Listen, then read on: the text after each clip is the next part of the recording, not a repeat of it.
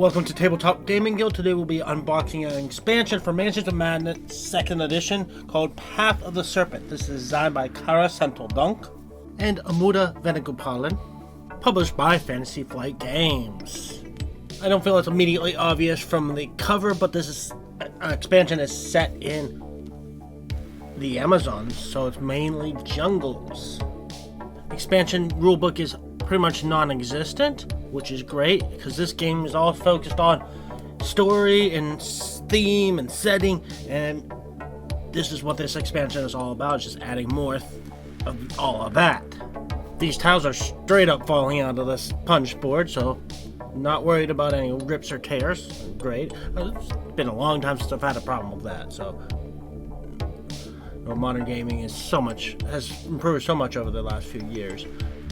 And the expansion seems to be exclusively adding outdoor locations. I suspect they will pull in elements from the base game to function as the indoor locations in any expansion scenarios that require it.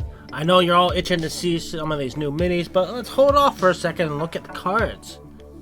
A nice little stack of new characters you can play with, and there was no shortage of characters in the base game, so you're gonna have a lot of options here.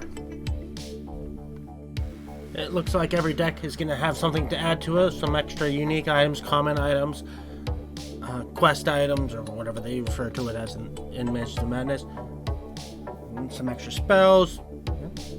I've always liked the spell system in Mansions of Madness where you get something powerful, but some negative things that may or may not happen. You don't know until you flip the iteration of the spell that you happen to have in front of you.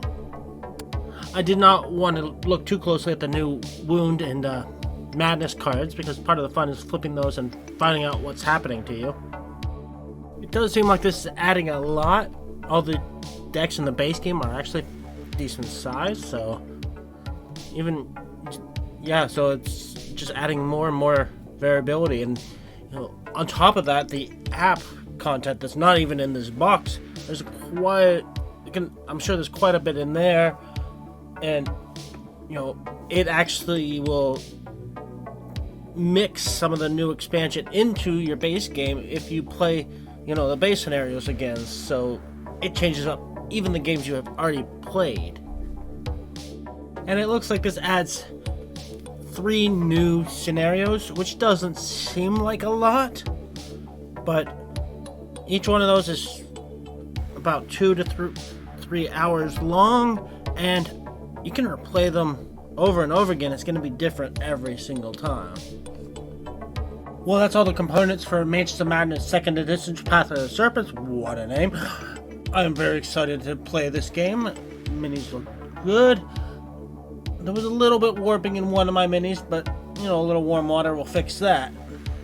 But otherwise, I love Mansions of Madness, and any extra content is amazing. Thank you for watching. Hope you enjoyed this video.